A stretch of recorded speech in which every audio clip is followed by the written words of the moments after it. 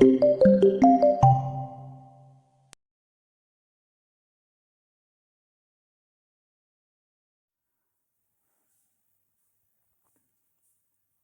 विद्यार्थी मित्रों, मारी यूट्यूब चैनल एचडी एज्युकेशन में आपनु हार्दिक स्वागत है।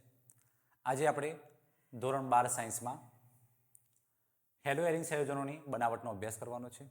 તમે આગળના લેક્ચર જોયા હોય તો આપણે हेलो आल्केन संयोजनों की बनावटना अभ्यास કર્યો હતો। हेलो आल्केन बनावटनी टोटल 4 રીતો જોઈ ગયા હતા, જેમાં એક આલ્કોહોલ સંયોજનોમાંથી, બીજી આલ્કેન, ત્રીજી આલ્કેન અને લાસ્ટ હેલોજન વિનિમય પદ્ધતિ द्वारा આપણે हेलो आल्केन संयोजनों की बनावटनो अभ्यास કર્યો હતો। આજે વિદ્યાર્થી મિત્રો આપણે हेलो एरिन संयोजनों की बनावटनो अभ्यास करवानो છે। हेलो एरिन संयोजनों की बनावटनी टोटल 2 पद्धतिओ છે।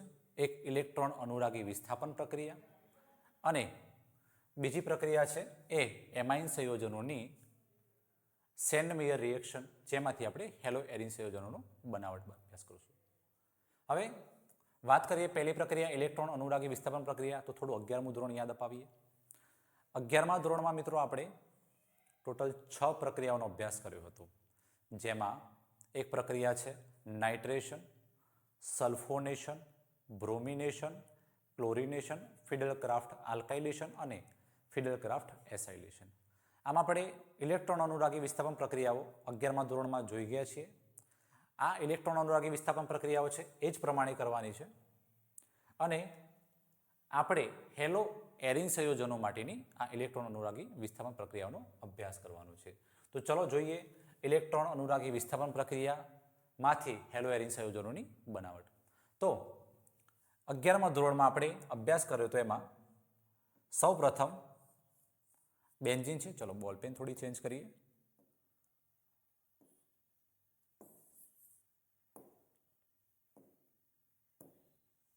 આપણે हेलो एरिन माटे बात करिए छे, पहला 11मुं धोरण थोड़ું याद करिए। तो આપણે बेन्जीन, आ बेन्जीन मांथी क्लोरिनेशन और ब्रोमिनेशन द्वारा क्लोरोबेन्जीन और ब्रोमोबेन्जीन बनावता हता। तो पहला एक प्रक्रियाओं जोई लईए। समझी लो कि एक छे आपणे क्लोरिनेशन करवुं छे, तो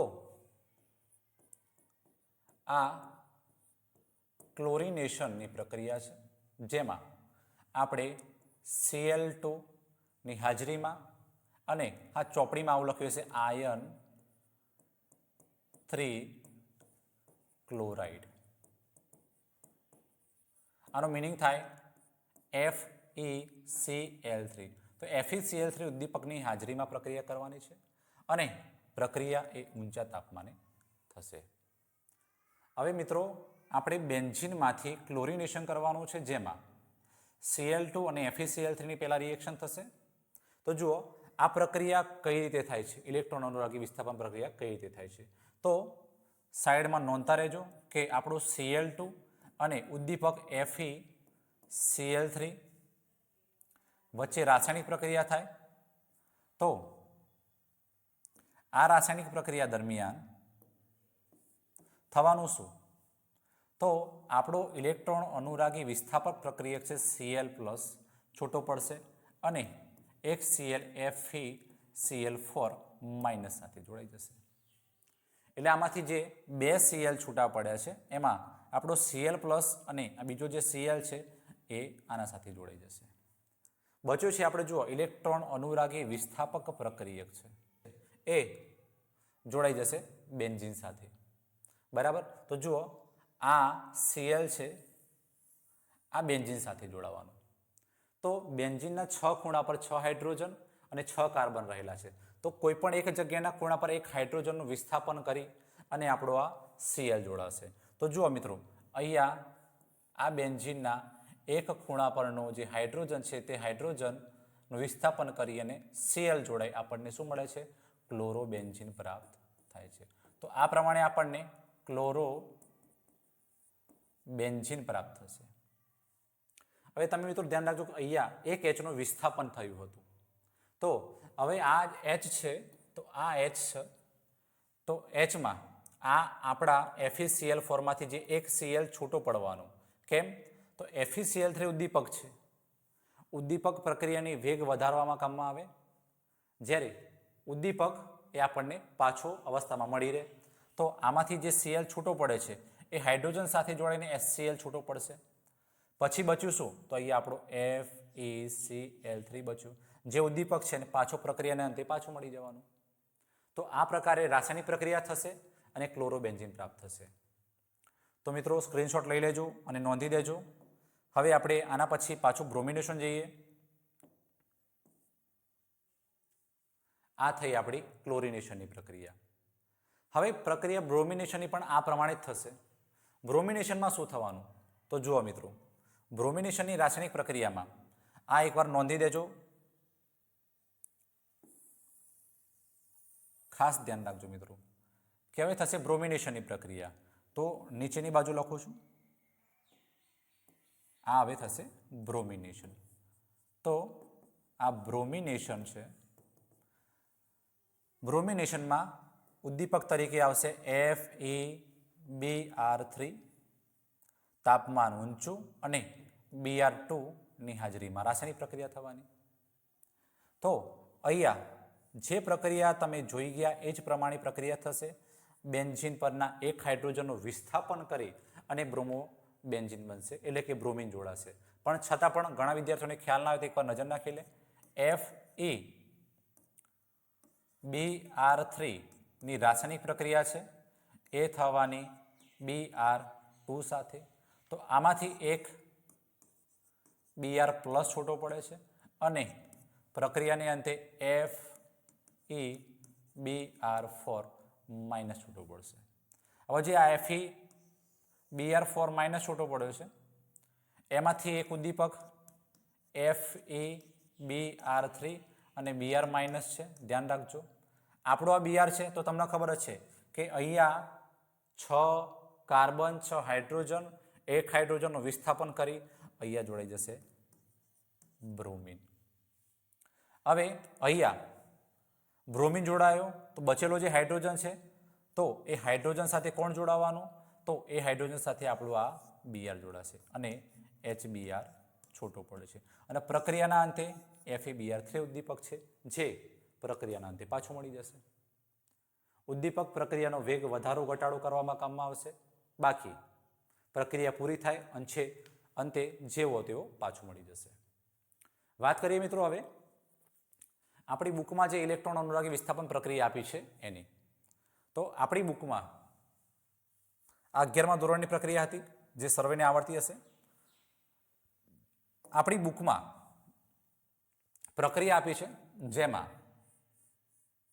આપવામાં આવેલો છે CH3 ટોલ્યુઇન.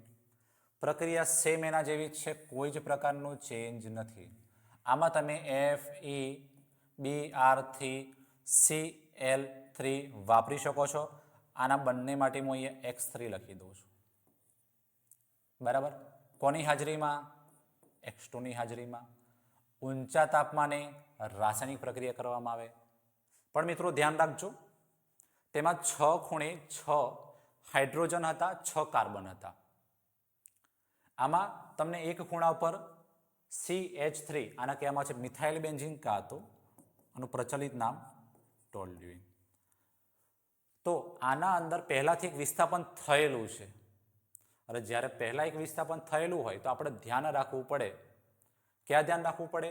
તો વિસ્થાપન થયેલું હોય તો એમાં જે આ CH3 આપે છે એ શેનું નિર્દેશ કરે છે? તો મિત્રો આપણું આ જે મિથાઇલ છે એ ઓર્થો પેરા નિર્દેશક છે. માટે હવે જે આપણને નિપજ મળવાની તો એ નિપજ ઓર્થો કાં તો પેરા સ્થાનમાં જોડાશે. કેમ જોડાશે? ફરીથી એકવાર સાંભળી લેજો. કેમ કે એકવાર વિસ્થાપન થઈ ગયેલું છે તો બીજી વાર અહીંયા વિસ્થાપન નહીં થાય. બેન્ઝીનના 5 ખૂણા બચ્યા છે, 5 ખૂણામાં વિસ્થાપન થાય, પણ એ પણ નિયમો અનુસાર થાય. નિયમો કયા? તો અહીંયા કયો સમૂહ જોડાયેલો છે એના આધારે જે નિર્દેશ કરતો હોય એ પ્રમાણે નિપજ જોડાય છે. અહીંયા ઓર્થોપિનરા નિર્દેશ કરે છે માટે અહીંયા આપણને CH3 પહેલા ઓર્થો સ્થાન છે ત્યાં Cl જોડાય, એટલે કે Cl Br બંનેમાંથી ગમે તે જોડો. આપણે અહીંયા X જોડી દઈએ છીએ, બંનેમાં સેમ છે. બીજી વસ્તુ આ જ પ્રમાણે CH3 છે તો CH3 એક ઓર્થો સ્થાન છે અને એક પેરા સ્થાને Cl કાં તો Br જોડે છે. તો આ પ્રમાણે ઇલેક્ટ્રોન અનુરાગી વિસ્થાપન પ્રક્રિયા થશે અને આ પ્રમાણે આપણને અહીંયા હેલો એરિન સંયોજનો બંને જગ્યાએ પ્રાપ્ત થાય છે.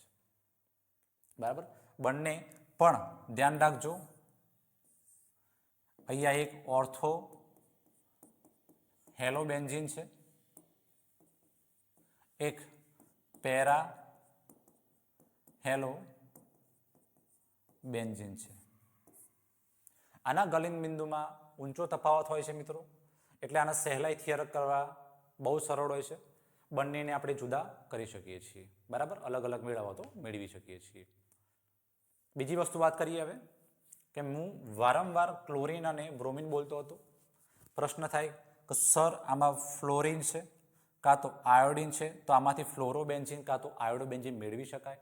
તો મિત્રો ધ્યાન રાખજો કે અહીંયા જો ફ્લોરિન મેળવવો હોય તો મેળવી શકાશે નહીં. કેમ? તો ફ્લોરિનની પ્રતિક્રિયાત્મકતા ખૂબ જ ઊંચી છે. જ્યારે ખૂબ જ ઊંચી હોય તો પ્રક્રિયા કરવી મુશ્કેલ છે.